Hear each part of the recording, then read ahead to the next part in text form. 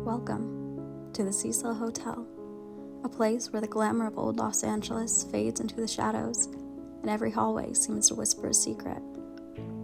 Built in 1924, the Cecil was once envisioned as a luxurious destination for business travelers and tourists. But not long after its grand opening, the hotel took a dark turn, one that would earn its reputation as one of the most sinister buildings in America. The first recorded death came just 3 years after the hotel opened its doors. In 1927, a man named Percy Orman Cook died by suicide after a devastating argument with his wife and child. That tragedy marked the beginning of a grim legacy. From 1930 to the 1960s, a steady string of suicides occurred. So many, in fact, that some sources suggest nearly 80 deaths happened at the hotel over a few decades. People jumped from the windows, others overdosed. One woman even gave birth in a bathroom and threw her newborn baby out the window. In 1962, Polly Noden leapt to her death from the 9th floor window following a fight with her estranged husband. Tragically, she landed on a passerby, killing him instantly. And at 64, Goldie Osgood, an elderly woman known for feeding pigeons, was found murdered in her room. She had been raped and strangled. Her killer never caught. The Cecil didn't just attract troubled souls. It drew predators too. Years later, in 1991, an Australian serial killer checked in, claimed to be researching crime in Los Angeles. But while staying at Cecil, he strangled 3 women with their own bras, just like he had done back home in Europe. In an effort to outrun its reputation, the hotel was rebranded in 2011 as the Stay on Main, targeting a younger, budget traveling crowd. A separate entrance, new paint, new name, same haunted walls. More recently, the building has been used to provide low-income housing. In 2021, it reopened as an affordable housing project, but the haunting legacy remains, and in 2024, it went up for sale once more. Some buildings carry a soul. The Cecil doesn't carry just one, it carries many. Tragedy upon tragedy, horror upon horror, mixed into the concrete of its foundation, layered between its bricks, and stained into the mosaic ceiling hung above the opulent marbled lobby. You may have been listening and thought that I forgot about 2 people who will forever be linked to the Cecil, but I haven't forgotten them. Drawn by the shadows that cling to one and the exquisite spiraling sorrow of the other, I felt compelled to carve out a space for just them.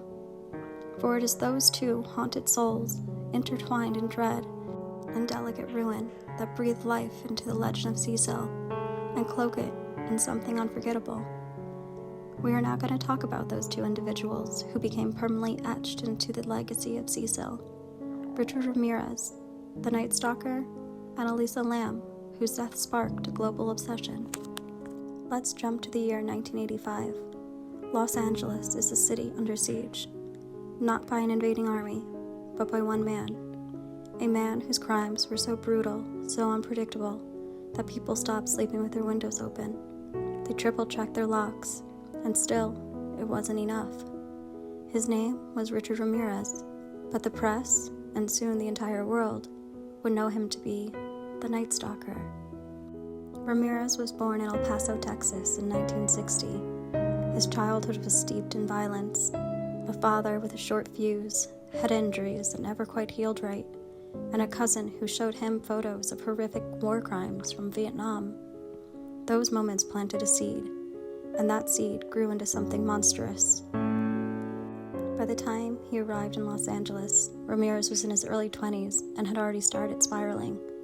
He was deep into drug use, obsessed with Satan, and seeking chaos. Between 1984 and 1985, he committed at least 13 murders, along with dozens of assaults, burglaries, and attempted kidnappings. His attacks were brutal and often carried a disturbing religious theme.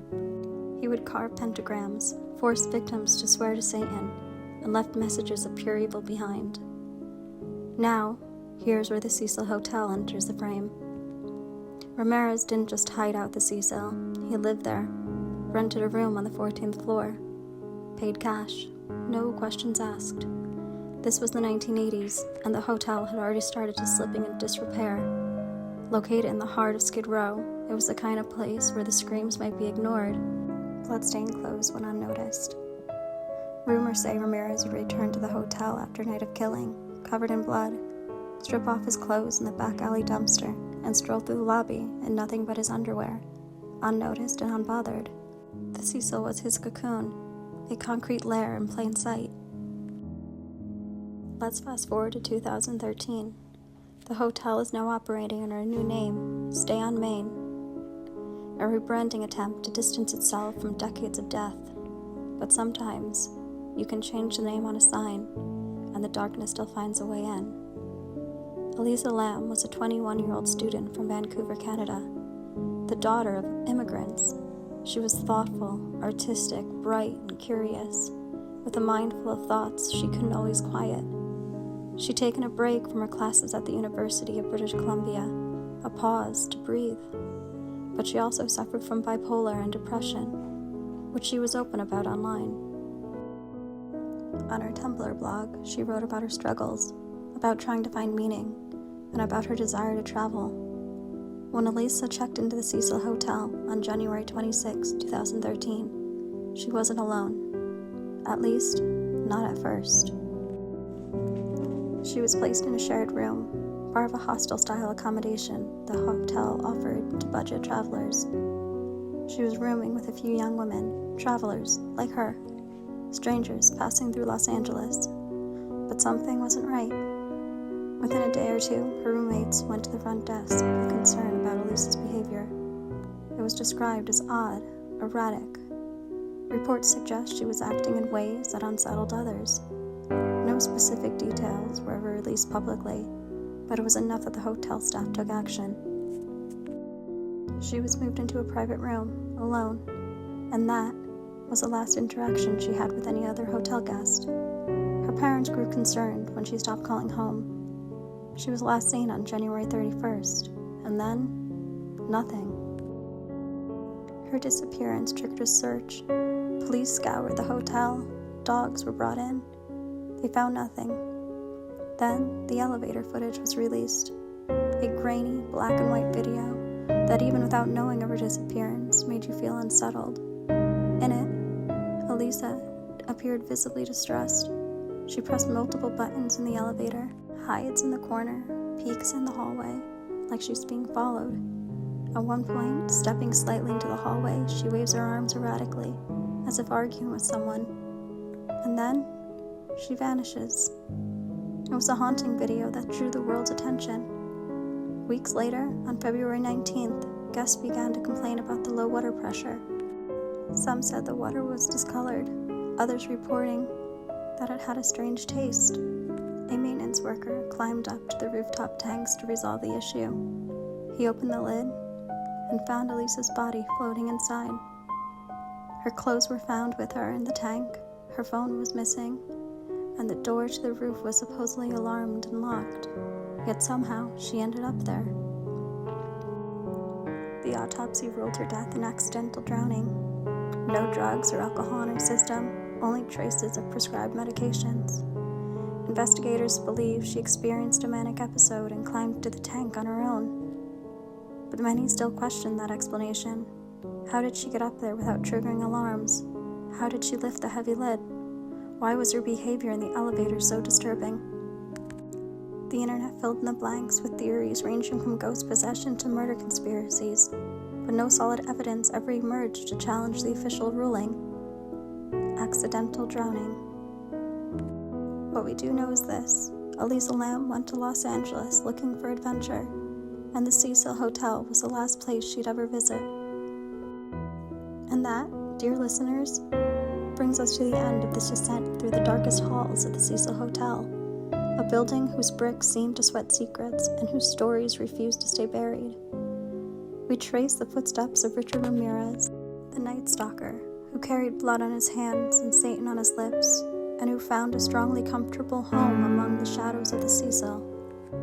We walk the final path of Elisa Lam, a brilliant, complicated young woman drawn to the light of Los Angeles, only to vanish into the black water of a rooftop tank. Her final moments captured in a video that still haunts the internet like a ghost that won't sit still.